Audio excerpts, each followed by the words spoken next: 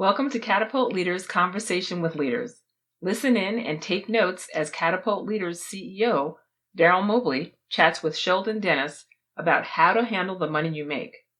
Sheldon Dennis is Catapult Leaders Chief of Student Development and CEO of Polaris Commercial Financing Group. All right, Sheldon, thanks for giving us your time again. Today, I want to talk to you about how folks can handle the money they make once they begin that first job after college. All of us had our moment when we went from being a college student with not much money to suddenly there's a check coming in and there's money. And handling that money is far more important than the amount of money, I think, to me. And how you, but people rarely, in many families, you never taught how to handle money.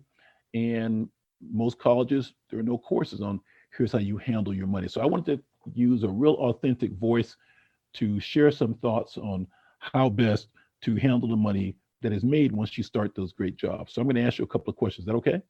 That's fine. Yeah. Perfect. Okay. Question number one, what big mistake do most young people make when they enter the workforce? They have a great high paying job and have got that money. What do you think is the biggest mistake they make regarding the money? It has to be trying to impress other people with the amount of money that you make, instead of taking that money and making the money work for you. Mm-hmm. One of the biggest mistakes people make, and I know it's hard. I was young once, that that they want to have the new car and all that. That's buying a new car is probably one of the poorest financial decisions you can make. But yet everybody wants to have that new car. Mm-hmm. If you look at it, you do the financial analysis on it, depreciation of a new car, tens of thousands of dollars as soon as you drive it off the lot. Mm-hmm. You need to develop the mindset is that, hey, I'm gonna make my money be a slave to me. Mm-hmm. Whatever I make, whatever money I make, I want them to work for me, and that's the mindset that you need to be developed, develop to be basically to be wealthy. That should be your goal, is to be wealthy. Okay, so a goal should be to be wealthy. Is that what you said? That's correct. And the goal, as you said, is to make work, handle your money such that it is a slave to you and you're not a slave to it. That's correct. That's correct. You should have your money work for you and have a plan. Mm-hmm. You can have anything you want, but you can't have everything you want. So have a plan. What is it important to you? Now you may decide to, no, I really want that car. I really want that.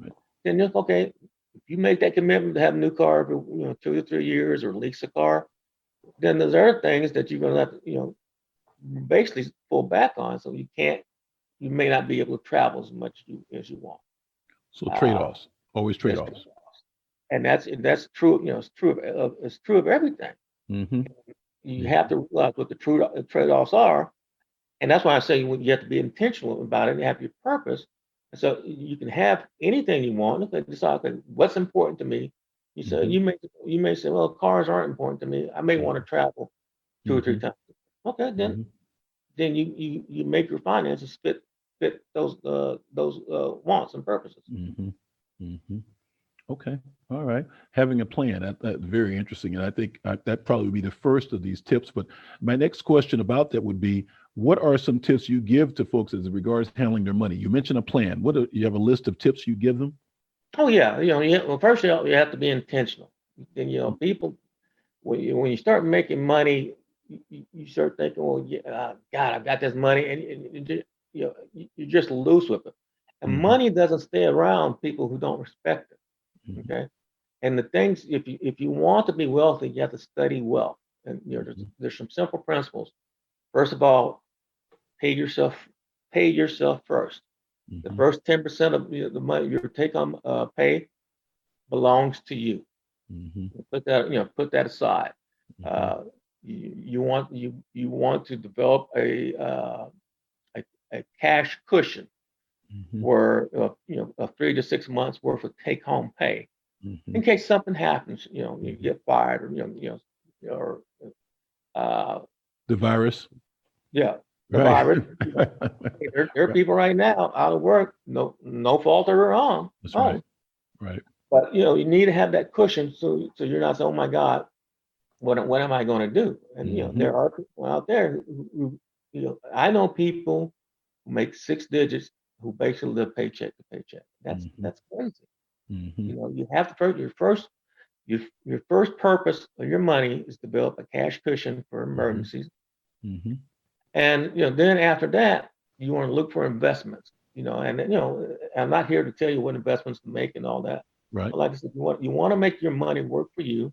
And there's two things. There's two enemies of wealth: taxes and inflation. Wait, you said there's two. Did you say there's two enemies of wealth? Two enemies of wealth. Okay. Taxes and inflation. Okay.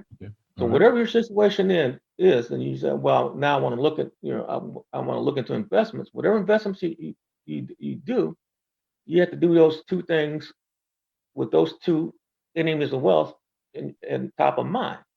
First of all, have I limited my tax exposure with these investments? Secondly, the vehicle I'm choosing, is it going to outpace inflation over time?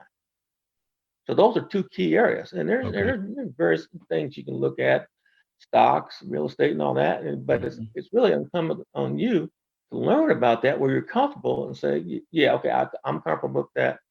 So I feel comfortable with invest my money in that. Okay.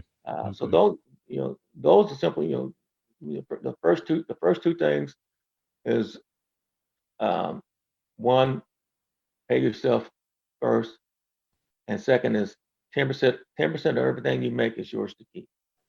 Let me ask you a question about paying yourself first. So exactly how does that manifest itself? So you pay yourself. What do you do with that money you paid yourself? Okay, like we said, you should have goals or purposes for the money.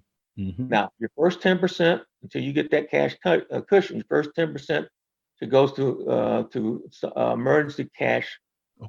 Cushion. It's something that you can get to quickly. It could be a savings account, it could be a money market. So that that you can pull out.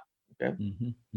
So the second thing, once you've got that taken care of, then the 10% that you take is going to go into, and those are the long term. Investment, and those are. That's going to be, as I said before, something that's going to, one, limit my tax exposure, and two, outpace inflation. Now, you may be able, if you're offered a 401k plan, once you've got that cash cushion done yourself, maximize your payment into the 401k because most companies will match that, and that's free money. You're not going to beat that. Okay. Very, very helpful.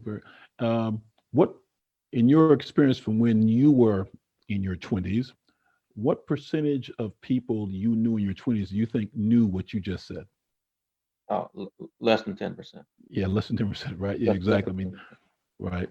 And this topic has more impact on happiness and life and joy than virtually anything else a person can do, yet most people don't know. It seems straightforward, and most people who listen to this might ignore it. Oh, I'll be okay, or I can't wait till I make the money, or I'm going to do this, or I'm going to do that. But you opened up very strong when you said, make your money a slave to you, make it working for you, work for you, don't work for it. Because you're right. I remember, you may remember this too. A lot of people, when we were guys in our 20s, a lot of guys were going to buy a car. Not necessarily a car that was designed to impress other people, right? Not to be functional and be a good car, but to impress other people. And when you start spending your money to impress other people, you start spending foolishly. That's exactly. That's my opinion. Exactly what it is. And like I said, we're all young. You were all young once. I told people I bought my last new car almost 20 years ago. Right. And there's because it's not, and actually the worst thing you can do is take out a loan on a depreciating asset. That is the worst thing, financial advice in the world. Exactly. So let's just make sure that we say this so that everybody kind of gets it. So if you're buying a depreciating asset, which is a car, the minute you drive it off the lot, it's worth a lot less than you bought it for. But you borrow money for it, so you're paying interest. You're paying interest on that top rate on the sticker price of the car, or whatever, or price that you bought it. Right. But yet the $30,000 car that you're paying interest on the $30,000 that you borrowed is only worth $20,000. Exactly. Right. That's right. And so now you bought high on something of X value, but the minute you start paying on it, the value is plummeting. It is plummeting, going down, and that's not financially, as you said, that may be an emotional plus for you to buy that car, which is fine if that's what you choose to do. But there are trade-offs. If you're going to do that, be choiceful, as you said, and look at all the stuff you could be spending and say, okay, wait a minute, if I'm going to do this, then I can't do this and this because the numbers don't make sense. And if you get to the point where you've got to work to pay for all this stuff, especially if it's depreciating, then you're a slave to that money.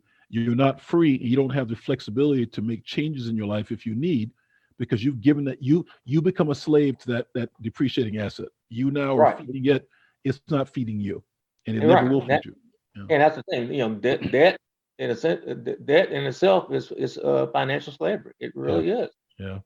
Because and then the other thing, credit cards. You use credit cards for emergencies. Just to have, because if you're fortunate enough to get your cash cushion built up, you don't need credit card.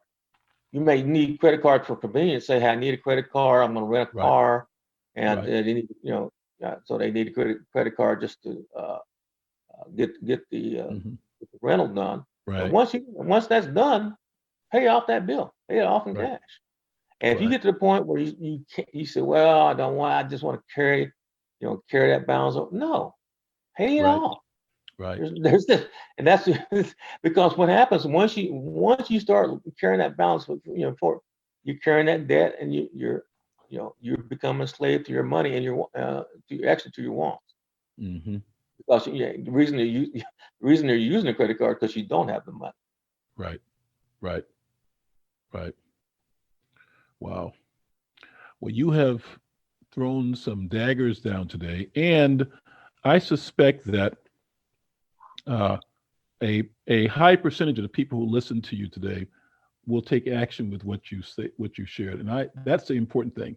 We know in a perfect world, everybody would hear you and everybody would do something with the information you gave because it is gold. The advice you gave is worth so much money because it changes decisions people make, which allows you to keep more of your money. That money, then there's interest and growth and so, the 401k, all that information is powerful information. I just want everybody to hear what you and I were not blessed to hear when we were their ages. So thank you so much for giving that information. You're welcome. You've listened to Catapult Leaders Conversation with Leaders. Special thanks to Sheldon Dennis. Be sure and go to catapultleaders.com so that you can apply to the Catapult Leaders program if you are a college student or grad student or a recent graduate. If you are a company leader looking to up-level your company by hiring outstanding new employees, please go to catapultleaders.com and contact us. Let's go.